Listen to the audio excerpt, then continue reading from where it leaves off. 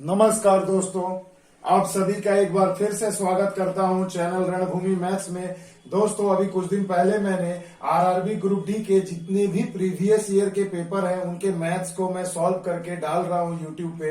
तो आपका रिस्पांस देख के बहुत ही अच्छा लगा दोस्तों। और अभी आपको ये बहुत जरूरी है दोस्तों कि आने वाले 2 महीने में जितना ज्यादा से ज्यादा आप प्रीवियस ईयर के पेपर को सॉल्व करें, प्रैक्टिस सेट करें, वो आपको बहुत फायदा पहुंचाएगा दोस्तों एग्जाम में। तो चलिए दोस्तों, आज हम 17/9/2018 के शिफ्ट 2 का पेपर सॉल्व करेंगे। तो आइए चलते हैं, सीधी बात, नो बकवास, क्वेश्चन को सॉल्व किया जाए। देखिए दोस्तों, क्वेश्चन पहला जो यहाँ पर है दिया गया है, यदि पिता और उसके पुत्र की आयु क्रमशः 48 वर्ष और 28.8 वर्ष है, तो पिता पुत्र से कहता है कि जब तुम यानी कि पुत्र पैदा हुए थे तब मेरी आयु तुम्हारी वर्तमान आयु का खाली जगह भाग है। मतलब कितना भाग होगी। तो भैया एकदम सिंपल सा क्वेश्चन है, बस लैंग्वेज में बहुत बच्चों को दिक्कत हो जाती है कभी कभी इजी क्वेश्चन में भी, कि देखिए वर्तमान आयु कितनी है बच्चे की 28.8, मगर कहा जा रहा है अभी की आयु का कितना हिस्सा थी कब, जब ये लड़का पैदा हुआ था। यानी पिता की आयु तो बच्चों देखो मैंने लिख दिया 48 था, और जब ये बच्चा पैदा हुआ था तो उस समय तो इसकी आयु 0 रही होगी। तो यानी 28.8 को मेरे बच्चों आप सिंपल यहाँ घटा लीजिए, तो उस समय जो पिता की आयु होगी वो पुत्र के अभी के आयु का कितना हिस्सा है, बस हो गया, आपका इक्वेशन बन गया। इसे मैं अगर घटाऊं तो देखो हो जाएगा 19.2 हो जाएगा, और यहाँ आ जाएगा 28.8, दशमलव उड़ा दीजिए दोस्तों। देखिए 96 से पूरा कट जाएगा 2 बार में और ये 3 बार में, यानी कि आंसर हो जाएगा कि जब पुत्र का जन्म हुआ था उस समय पिता की आयु पुत्र के वर्तमान आयु का कितना हिस्सा थी बच्चों, 2/3 हिस्सा। ऑप्शन नंबर बी आपका सही जवाब हो जाएगा। बस देखो दोस्तों, क्वेश्चन के लैंग्वेज को समझिए, क्वेश्चन में दम नहीं था। आइए चलते हैं अगले क्वेश्चन की ओर। तो देखिए दोस्तों, अगला जो क्वेश्चन है बहुत ही आसान है। ये अलजेब्रा से एक क्वेश्चन था। देखिए हम इसे वैल्यू पुटिंग मेथड से भी कर सकते थे। देखिए कहा गया यदि x + y = 3 हो और x × y = 2 हो तो x³ - y³ का मान निकालिए। तो मेरे बच्चों जरा ये सोचो कि मैं कौन सा ऐसा 2 डिजिट यहाँ वैल्यू पुट करूं x और y की जगह कि 3 आ जाए। तो चलिए मैं इसे ऐसे ले लेता हूं। देखो x से y को घटाया तो यानी x बड़ा होगा, तो x को ले लिया 2, y को ले लिया 1, तो देखिए 2 और 1 3 हो गए। और उसी प्रकार यहाँ भी देखिए 2 × 1 करें तो 2 × 1 के 2 हो गए। यानी इससे ये मान पता चल गया कि x का मान कितना होगा 2 और y का मान 1। तो x की जगह 2 बैठा दीजिए दोस्तों क्वेश्चन में, तो 2 का क्यूब हो गया, ये 1 का क्यूब हो गया, 2 का क्यूब 8 - 1 = 7। यहाँ पर आपका आंसर हो जाएगा ऑप्शन नंबर बी। तो देखिए दोस्तों कितनी चुटकी में हमने इसे सॉल्व कर लिया। आइए चलते हैं अगले क्वेश्चन की ओर। देखिए दोस्तों, अगला क्वेश्चन एरिया से है। बहुत ही इंपॉर्टेंट क्वेश्चन था, क्षेत्रफल से रिलेटेड। इसे अच्छे से देखें। कहा गया एक त्रिभुजाकार भूमि है। तो मेरे बच्चों मान लो एक ऐसे करके त्रिभुजाकार एक जमीन है जिसकी माप आपको 72, 30 और 78 मीटर के रूप में दे दी गई है, और आपको कहा गया 20 पैसे प्रति वर्ग मीटर की दर से अगर मैं इसे समतल करूं इस भूमि को, तो कहा गया कि कितना खर्च आएगा। तो मेरे बच्चों कुछ भी नहीं करना, बस एरिया निकालना है भैया और उसको पैसे से गुणा कर देना है, तो आपका टोटल खर्च आ जाएगा। तो भैया देखिए तीनों भुजाएं विषम है, यानी विषम बाहु त्रिभुज। तो विषम बाहु त्रिभुज का क्षेत्रफल हम कैसे निकालते हैं, तो देखिए मैं यहाँ लिख देता हूं एरिया कैसे निकालूंगा। तो हमें फॉर्मूला पता है ना, √S × S - A S - B × S - C। ये S का मान क्या आता है, माने अर्ध परिमाप। तो तीनों को जोड़ करके उसे 2 से डिवाइड करिए तो S की वैल्यू आ जाती है दोस्तों। तो यहाँ S कितना हो जाएगा, जरा मैं जोड़ू। देखिए 70, 70 140 और 10 150, 30 80, 2 से डिवाइड कर दीजिए, यानी S बराबर क्या होगा 180/2 यानी कि 90। तो मेरे बच्चों यहाँ पर S का मान ही तो पता करना है, बस हो गया 90। 90 में से एक बार 72 घटा दीजिए, 90 में से एक बार 30 घटा दीजिए, और 90 में से एक बार 78 घटा दीजिए। बस अब तो सिंपल फॉर्मूला है। अब अगर इसे मैं सॉल्व करूं दोस्तों तो कितना मान आ जाएगा, देखिए यहाँ हो गया 90 × 18 × 60 गुने में हो जाएगा 12। अब भैया जरा इसका अगर आप वर्गमूल निकालें तो देखिए मैं आपको बता देता हूं कि जब आप इसका वर्गमूल निकालेंगे तो आ जाएगा 1080 वर्ग मीटर। ये हो जाएगा एरिया। सिंपल कैलकुलेशन है। तो एरिया आ गया इतना। तो आपसे पूछा गया मेरे बच्चों खर्च, तो खर्च क्या होता है 1080 वर्ग मीटर है और आपको 20 पैसे प्रति वर्ग मीटर, यानी 1 वर्ग मीटर में कितना खर्च हो रहा है, 20 पैसे। मगर आंसर में रुपया दिया तो पैसा को रुपया में बदल लो भैया, 100 से डिवाइड कर दो, सिंपल सी चीज थी। तो देखो कितना हो जाएगा, 216 रुपए का टोटल खर्च आ जाएगा। ऑप्शन नंबर डी आपका जवाब हो जाएगा। बिल्कुल बेसिक सा मैथ था दोस्तों, कुछ इतना कोई कठिन नहीं था। आइए चलते हैं अगले क्वेश्चन की। देखिए दोस्तों, अगला जो क्वेश्चन है ये आपको एसआई से साधारण ब्याज से पूछा गया था कि कितने मूलधन का 6% वार्षिक दर से 10 वर्ष का ब्याज 120 रुपए होगा। तो देखिए बच्चों, ये साधारण ब्याज है, तो हमें पता है कि जब 1 साल में 6 तो 10 साल में कितना ब्याज मिलेगा, तो 10 छके 60% हमें ब्याज मिलेगा। और जो कि रुपए के रूप में आपको दे दिया गया है 120 रुपया। तो कहा गया भैया मूलधन कितना होगा, तो मूलधन यानी कि 100% तब कितना होगा, तो 120 गुणे में 100 बटे में 60 कर दीजिए मेरे बच्चों, 60 6 दूनी 12 यानी कि 200 रुपए। यानी कि इस सवाल का जवाब कितना हो गया दोस्तों, कि 200 रुपए का साधारण ब्याज 6% की दर से 10 वर्ष का ब्याज कितना मिलेगा, 120 रुपए। आसान था कि नहीं भैया, चुटकी में देखिए कितने धांसू तरीके से मैंने आपको समझा दिया। आइए चलते हैं अगले क्वेश्चन की ओर।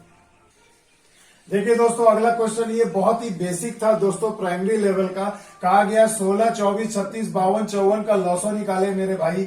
तो आपको लॉसो निकालने तो आता ही होगा ना, और या तो सबसे बड़ी संख्या से भी आप कटा के देख लीजिए कौन कट रहा है। अगर एक से ज्यादा ऑप्शन कटेगा तो आपको कुछ नहीं करना था, बस भैया 16, 24, 36, 52 और 54 का लॉसो ले लेते भाई मेरे, ये कर लीजिएगा। आंसर है 5616। क्लियर है दोस्तों, ये आप बना लीजिएगा। अगला क्वेश्चन देखिए बहुत ही अच्छा था, सिंप्लीफिकेशन से था, मगर ये बहुत ही ज्यादा सिंपल है। देखिए क्या कहा गया, इसका मान बताएं। अब आप मेरे भाई सोचिए, 11 5 1 55 होता है, 5 से भाग चल गया। ब्रैकेट का काम पहले करते हैं बॉडमास रूल के हिसाब से, तो 18 में से 6 के 12, 12 9 108 और 5 हो गया 113। तो ये आपका आंसर हो जाएगा ऑप्शन नंबर डी। ये देखिए बीच में आपको 2 लॉटरी लग गई है क्वेश्चन की, ठीक है दोस्तों। आइए चलते हैं अगले क्वेश्चन की ओर। देखिए दोस्तों, बहुत ही इंपॉर्टेंट क्वेश्चन है। ऐसे सवाल आएंगे दोस्तों, गुणनखंड भाग वाले सवाल। देखिए कहा गया है कि इसको अगर 25 से भाग दे तो क्या शेष बचेगा मेरे बच्चों। तो पहले इस फैक्टर को आइए हम अच्छे से सॉल्व करते हैं। देखिए यहां से कॉमन क्या निकलेगा, मैं यहां से कॉमन 7 का पावर 21 ले लेता हूं, तो क्या बचेगा यहाँ 1, यहाँ 7 का पावर 1 बचेगा, यहाँ 7 का पावर 2, यहाँ 7 का पावर 3 बचेगा। क्लियर है मेरे बच्चों। अब देखिए बच्चों, हमें करना क्या है माफ कीजिएगा। अब देखिए हमें करना क्या है, यहाँ पर कुछ भी नहीं करना, बहुत ही सिंपली हम इसे सॉल्व कर सकते हैं। 7 का पावर 21, इसे जरा जोड़ दीजिए, 7 और 1 8, और 7 का स्क्वायर होता है 49, तो 9 8 17, तो 9 8 17। तो देखिए दोस्तों कितना हो गया, ये 57 हो गया। और यहां देखिए दोस्तों, 7 का क्यूब आपको होता है 343, माफ कीजिएगा 243। इसे यहां पे मैं करेक्ट कर दे रहा हूं दोस्तों, माफ कीजिएगा 343। अब देखिए दोस्तों, 7 का पावर 21 है, 343 में 57 जोड़िएगा तो कितना आएगा मेरे बच्चों, 400 आएगा। देखो रिपीटेड क्वेश्चन है ये। फिर देखिएगा दोस्तों, कहा गया अगर मैं इसे 25 से भाग दूं, यानी अगर मैं इसे पूरे को 25 से भाग दूं, तो देखिए दोस्तों कहा जा रहा है शेषफल क्या बचेगा, है ना दोस्तों। तो अगर इसे 25 से भाग दे तो शेष क्या बचेगा।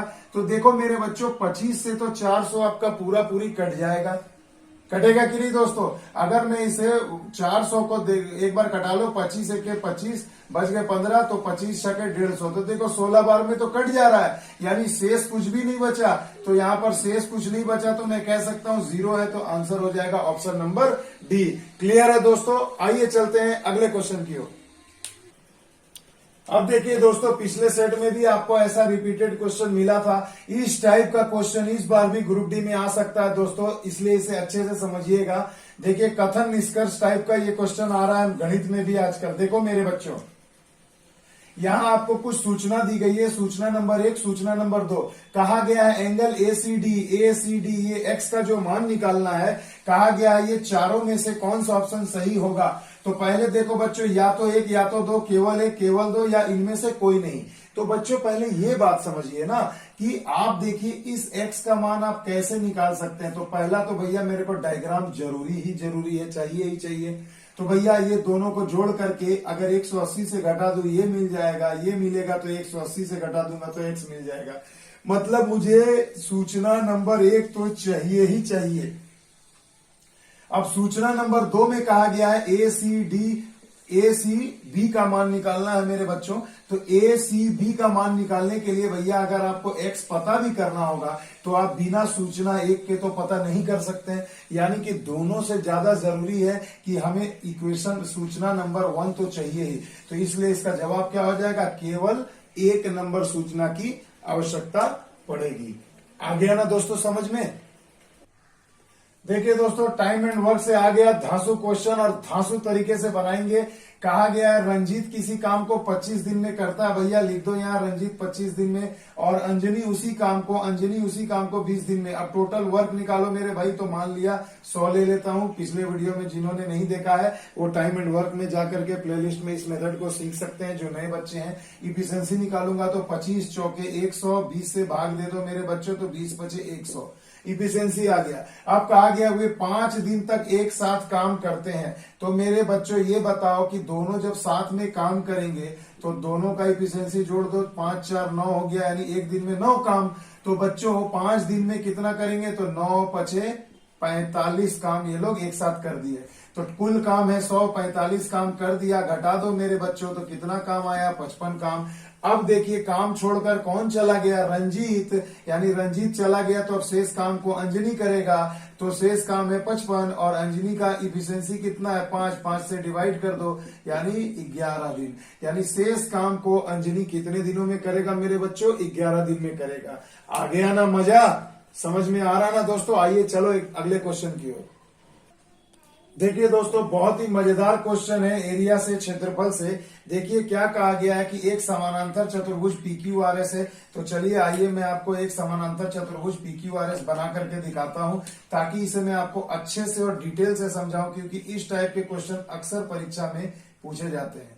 तो देखिए दोस्तों, ये एक समानांतर चतुर्भुज मैंने ले लिया, इसका नाम मैं दे देता हूं PQRS। अब देखिए जो जो डेटा आपको दिया गया लिख लीजिए। देखिए यहाँ PR एक विकर्ण आप मान लीजिए ये 10 सेंटीमीटर है, एक भुजा 8 दी गई है, एक 12 दी गई है। तो कहा गया है कि दूसरे विकर्ण की लंबाई बताएं।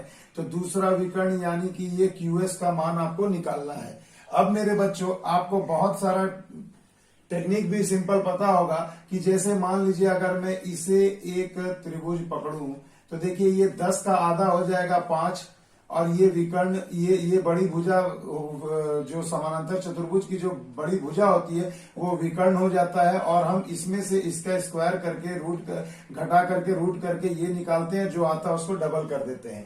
मगर मेरे बच्चों इस क्वेश्चन में देखिएगा, इस क्वेश्चन में जो डिजिट दिया गया है ना, उससे आपको हो सकता है कि दिक्कतें आए। तो इसमें इसके लिए एक और फॉर्मूला होता है मेरे बच्चों, याद रखना। सबसे पहले आप क्या करो ना कि एक समानांतर चतुर्भुज के दोनों विकर्णों का वर्ग करके जोड़ दीजिए। ये हमेशा जोड़ किसके बराबर होगा, ये थ्योरम से आप निकाल सकते हैं, 2 इंटू PQ स्क्वायर प्लस माफ कीजिएगा QR स्क्वायर। देखो PQ का स्क्वायर प्लस QR, ये दोनों भुजा समानांतर भुजा, जो ये भुजाएं जो है, माफ कीजिएगा समानांतर भुजाएं ये और ये जो है तो दोनों सेम है। तो एक भुजा ले लीजिए PQ और एक भुजा ले लीजिए QR, यानी दोनों भुजाओं के वर्गों का जो योग होगा उनका दोगुना हमेशा बराबर होगा दोनों विकर्णों के वर्ग के योग के। अब बस सिंपल सी चीजें यहाँ वैल्यू पुट कर दो मेरे बच्चों। PR का मान आपको 10 दिया गया है, बैठा दो। QS आपको निकालना है, 2 इंटू PQ आपको पता है 8 का स्क्वायर हो जाएगा, ये 8 का स्क्वायर, और QR का मान क्या हो जाएगा मेरे बच्चों, QR है 12 तो 12 का स्क्वायर। अब जरा इसे सॉल्व करो तो कितना हो जाएगा, 8 8 64, और ये 12 का स्क्वायर 144, और ये 10 का स्क्वायर यानी 100 यहाँ माइनस हो जाएगा। तो QS स्क्वायर का मान आपको कितना आ जाएगा मेरे बच्चों, अगर मैं इसे घटाऊं तो देखो यहाँ पर आपकी वैल्यू आ जाएगी 316। अब बोलो भैया QS का स्क्वायर अगर रूट करूं मैं तो QS ही तो हमें निकालना है, तो इसका मान क्या होगा। तो ये जरा सा सोचो ना कि 316 इनमें से किसके वर्गमूल के बराबर होगा, इनमें से कौन उसका नियरेस्ट वर्गमूल होगा। तो मेरे बच्चों इसका जब अगर आप वर्गमूल निकालेंगे तो इसका वैल्यू आ जाएगा 17.77, यानी कि नियरली इक्वल टू हो जाएगा 17.8 सेंटीमीटर। तो ये आंसर हो जाएगा ऑप्शन नंबर डी। देखिए बहुत ही मजेदार बेसिक कंसेप्ट वाला था। अब जिन बच्चों को दशमलव वाली संख्या या ऐसी कोई संख्या जिनका वर्गमूल नहीं हमें याद होता है डायरेक्टली, तो वो मेरे पुराने वीडियो में जाकर के स्क्वायर रूट वाले चैप्टर में इसे अच्छी तरीके से सीख सकते हैं। आइए दोस्तों चलते हैं अगले क्वेश्चन की ओर। देखिए दोस्तों, ये बहुत ही इंपॉर्टेंट क्वेश्चन है। इसे हम भेन आरेख से भी बना सकते हैं और ऐसे सिंपल भी बना सकते हैं। देखिए दोस्तों, कुछ भी नहीं करना है। एक कक्षा में कुल कितने छात्र थे? 60। इनमें से 29 ने क्या लिया बच्चों? देखो 29 ने क्या लिया? मैथ लिया। और लाइफ साइंस कितने लोगों ने लिया? 32 ने। और 8 ने कुछ भी नहीं लिया। तो मेरे बच्चों, जब 8 लोगों ने कुछ भी नहीं लिया तो सबसे पहले उन 8 लोगों को हटा दीजिए। तो 60 में से 8 गए तो कितने हो गए? 52। यानी अब इन 52 छात्रों में से 29 ने मैथ लिया और 32 ने लाइफ साइंस लिया। तो कहा गया है कितने छात्रों ने दोनों का चयन किया। तो जरा इन्हें जोड़िए तो मेरे बच्चों, देखिए तो कि इन दोनों को जोड़कर कितना आ रहा है। तो 9 2 11, 3 2 5 और 1 6। अब मेरे बच्चों ये बताओ कि आपके पास विषय चुनने वाले बच्चे थे 52 और इन दोनों विषय को लेने वाले बच्चों की संख्या 61 हो रही है। तो ये जादू कैसे हो गया भैया? तो ये जादू नहीं है दोस्तों। इन 52 में से कुछ बच्चे ऐसे हैं जिन्होंने एक से ज्यादा यानी मैथ और गणित दोनों विषय को चुना है। तो देखो ना भैया, 52 मेरा ये जोड़कर आना था, मगर 52 की जगह 61 आ रहा है। यानी कितना ज्यादा आ रहा है? तो 61 में से 52 घटा दो यानी कि 9। यानी 9 बच्चे ऐसे होंगे बच्चों जिन्होंने क्या किया? गणित और विज्ञान दोनों विषय को चुना था। आ गया बात समझ में दोस्तों? काफी आसान था ये। देखिए दोस्तों, क्वेश्चन नंबर 50 एरिया से है, शंकु से है, यानी कि कोण। मेरे बच्चों, तो सबसे पहले ना एक कोण का डायग्राम बना लीजिए। देखिए, इसे हम एक कोण कहते हैं। ये उसकी हाइट होती है और ये त्रिज्या से मिल जाती है। ये आर होता है, ये हाइट होता है और ये वाली जो है भुजा वो तिरछी ऊंचाई कहलाती है। यही ना एक शंकु का बेसिक चीज हम जानते हैं। तो देखिए, यहाँ आपको कहा गया है शंकु की ऊंचाई दी गई है, यानी एच का मान दे दिया गया है मेरे बच्चों 24 सेंटीमीटर। एल का मान यानी कि तिर्यक ऊंचाई स्लैंट हाइट दे दिया गया है 25 सेंटीमीटर। तो कहा गया है शंकु का वक्र पृष्ठीय क्षेत्रफल बताएं।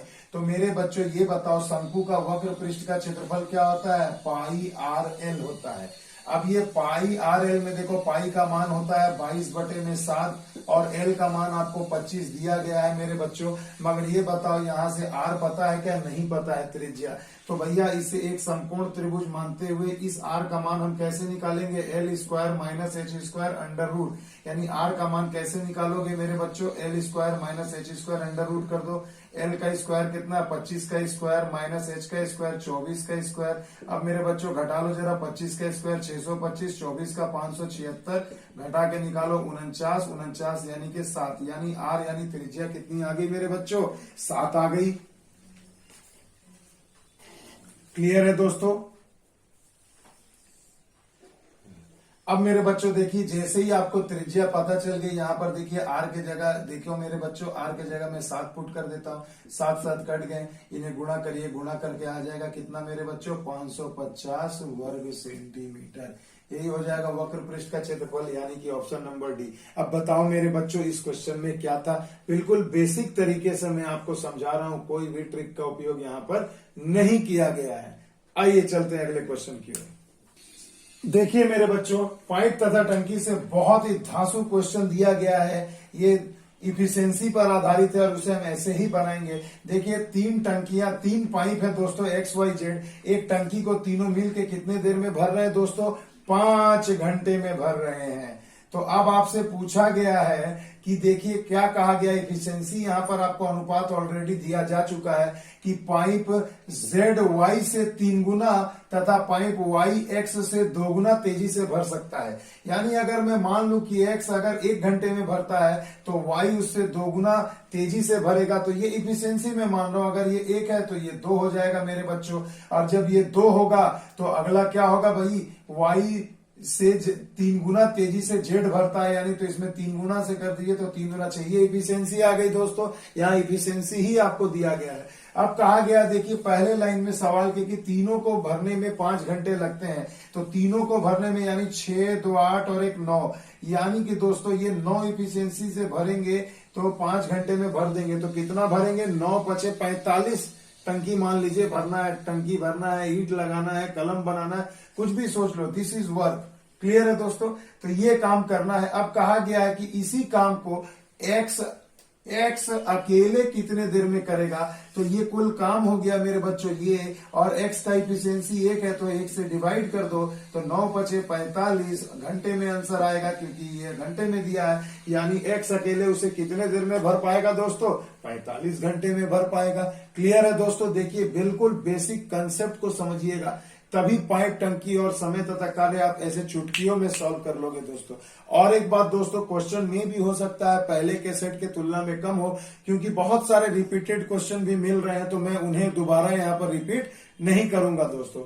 आइए चलते हैं अगले क्वेश्चन की ओर। देखिए दोस्तों, टाइम एंड डिस्टेंस से बहुत ही इंपॉर्टेंट क्वेश्चन आपके सामने है स्क्रीन पर, इसे अच्छे से देखिएगा और बहुत ही जादुई ट्रिक बताऊंगा। और जिन बच्चों ने टाइम एंड डिस्टेंस मेरे वीडियो को नहीं देखा है वो प्लेलिस्ट में जाकर जरूर देखिएगा, तो आपको और भी अच्छे से समझ में आ जाएगा। देखिए दोस्तों, जब भी ऐसा क्वेश्चन आपके सामने रहे ना कि कुछ वेग से जा रहे हैं तो 15 मिनट देरी से पहुंचती है मधु, और अगर वेग को 2 घंटा या चाल को 2 किलोमीटर प्रति घंटा बढ़ा ले तो 5 मिनट देरी से पहुंचती है, तो घर से विद्यालय की दूरी क्या, कुछ नहीं करना है दोस्तों, जो 2 वेग दिया है ना उसे गुणा कर दो। यहाँ 10 है और अगले में 2 बढ़ा रही है, तो 10 और 2 12 हो जाएगा। नीचे में इन्हीं दोनों वेगों का अंतर यानी 12 माइनस 10 लिख लो। क्लियर दोस्तों, अब इसी में क्या करना भैया, ये इंपॉर्टेंट चीज है। देखो 15 मिनट की देरी से पहुंच रही और फिर 5 मिनट की देरी, जब देरी देरी रहे तो घटा दो, जब जल्दी जल्दी रहे तो घटा दो, जब एक जल्दी रहे और एक देर रहे तो उसे जोड़ दो। तो यहां देखो दोनों सेम सेम देरी देरी है तो मैं घटा दूंगा, तो 15 मिनट से 5 मिनट घटाओ, कितना हो गया 10 मिनट। और भैया चाल देखिए किलोमीटर प्रति घंटा में, तो हमेशा इसे 60 से डिवाइड करना, तो ये घंटे में आ जाएगा। क्लियर, ये आपका जवाब हो जाएगा किलोमीटर में। अब देखिए 6 दूनी 12 और यहाँ 2 2 कट गए यानी कि 10 किलोमीटर, यानी मधु के घर से उसके विद्यालय की दूरी कितनी थी बच्चों, 10 किलोमीटर। इसे डिटेल से समझना है तो मेरे बच्चों मेरे चैनल के प्लेलिस्ट में जाकर टाइम एंड डिस्टेंस जरूर देखिएगा। देखिए दोस्तों, प्रतिशत चैप्टर से बहुत ही इंपॉर्टेंट क्वेश्चन है, और ऐसे ही क्वेश्चन आपको इस बार भी ग्रुप डी में देखने को मिलेंगे दोस्तों, और आरआरबी, एनटीपीसी, सीबीटी 2 में भी मिलेगा। देखिए कहा गया प्रत्येक माह कृतिका अपनी आय का 30% किराए पर, तो भैया किराया यानी कि रेंट पर कितना खर्च कर रही है वो 30%। अब देखिए दोस्तों, मुद्दे की बात यह है कि शेष का 60%, तो भैया परसेंट मान लो 100% है उसका कुल इनकम, अगर वो 30% खर्च करती है किराए पर तो शेष कितना बचेगा, तो मैं कह सकता हूं कि शेष, मैं यहां लिखता हूं शेष कितना बचेगा, 30 घटा दो यानी कि 70%। अब इस शेष 70% का 60% वो घरेलू व्यय पे खर्च कर रहा है, मैं ऐसे लिख लेता हूं घरेलू खर्च, तो 70 का 60% तो कितना हो गया दोस्तों 42%, यानी घर पे खर्च कर रहा है, और शेष को वो बचा रहा है। तो यानी अब मेरे बच्चों आप बताइए बचत कितना होगा, तो 3 4 3 7 और 2 यानी कि 72% उसका कुल खर्च हो गया। तो बचत कितना होगा, तो 100 में से 72 घटा दो मेरे बच्चों, तो कितना आ गया 28% की बचत कर रहा है वो। तो मैं कह सकता हूं कि 28% बराबर है 6300 रुपए का, तो 100% बराबर है कितने का मेरे बच्चों, सिंपल था कि नहीं, बस ऐसे वर्बली कैलकुलेट हो जाते हैं दोस्तों ये सब। क्लियर है, 7 से कटा दो भैया, क्या करना है, 7 चौके 28, 7 नवा 63, 0 0, 4 से गए 25 बार में, 25 नवा 225, और यहाँ का 2 0 आपका आ जाएगा दोस्तों, यानी कि 22,500 रुपए कृतिका की क्या है, मासिक आय है। क्लियर है दोस्तों, देखिए ये सब तो आप वर्बली भी एग्जाम में कर सकते हैं। आइए चलते हैं अगले क्वेश्चन की ओर। देखिए दोस्तों, मौसो लोसो से बहुत ही इंपॉर्टेंट क्वेश्चन है मेरे बच्चों, इसे अच्छे से समझिएगा। मौसो लोसो से आपको 1 से 2 क्वेश्चन रहेगा ही दोस्तों। कहा गया 9 10 12 15 से एक संख्या को विभाजित किया जाए तथा प्रत्येक दशा में 3 शेष बचता है, तो वह संख्या क्या है। कुछ भी नहीं करना बच्चों, देखिए 9 10 12 15 ये संख्याएं हैं, तो अगर मैं इनका लॉसो लूं, एलसीएम लूं, तो कितना आ जाएगा 180 आ जाएगा मेरे बच्चों। यानी कि अगर मैं इन 9 से 10 से 12 से 15 से सभी को डिवाइड करूं तो देखिए 180 कट जाएगा, मगर क्या कहा जा रहा है प्रत्येक दशा में हमें 3 शेष चाहिए, तो वो यानी कि वो संख्या क्या होगी 180 से 3 अधिक होगी, 3 जोड़ दीजिए यानी कि आंसर हो जाएगा 183। ऑप्शन में भी दोस्तों 4 जो संख्याएं दी गई थी उसमें 183 आपका था दोस्तों। क्लियर है, तो ऐसे आप इसे आसानी से सॉल्व कर सकते हैं। देखिए दोस्तों, बहुत ही जबरदस्त क्वेश्चन दिया था माध्य से, औसत से। देखिए कहा गया 21 प्रेक्षणों यानी सभी भिन्न है, यहां लिखा गया का माध्य कितना है 40। अब कहा गया यदि 10 प्रेक्षणों में से प्रत्येक का मान मैं 21 बढ़ा दूं तो फिर नया माध्य क्या होगा, यानी सभी संख्याओं का नया माध्य क्या होगा। तो बहुत ही चुटकियों में सॉल्व करूंगा दोस्तों। देखिए मान लीजिए यहां तो आपको दिया गया है ना कि पहले माध्य कितना था 40। अब कहा गया है कि 10 प्रेक्षणों का माध्य कितना बढ़ाया गया 21। तो कुल कितना बढ़ाया गया ये निकालिए। 10 प्रेक्षणों में से प्रत्येक को 21 बढ़ाया तो गुणा कर दो, यानी टोटल 210 बढ़ जाएगा। और कितने प्रेक्षणों को बढ़ाया गया है मेरे बच्चों, इसे अच्छे से समझिए कि कुल कितने प्रेक्षणों को हमने यहां पर बढ़ाया है। तो 10 को बढ़ाया है, 10 में से प्रत्येक मेरे बच्चों 21-21 बढ़ाए गए हैं। क्लियर। तो कहा गया है कि नया माध्य क्या होगा, तो नीचे हमेशा 21 यानी कि पहले वाली ही ना संख्या से भाग देंगे कि सभी में अब बंटवारा कर दीजिए कि सबको कितना बढ़ेगा। तो देखिए पहले का औसत 40, उसमें जितना वृद्धि हुआ वो लिख दिया, डिवाइड कर दिया हमने किससे, पहले वाली संख्या से जो कुल संख्या है। अब देखिए सिंपल है, 40 और 10 50, यानी कि नया माध्य कितना हो जाएगा बच्चों 50 हो जाएगा। यानी इसमें हमें कुछ भी नहीं करना था, बस थोड़ा सा कॉमन सेंस लगा के निपटा देना था। आओ मेरे बच्चों, देखिए मेरे बच्चों, फिर से एक बार समय तथा कार्य ने अपना जलवा बिखेरा है और फिर से एक मजेदार क्वेश्चन आया है।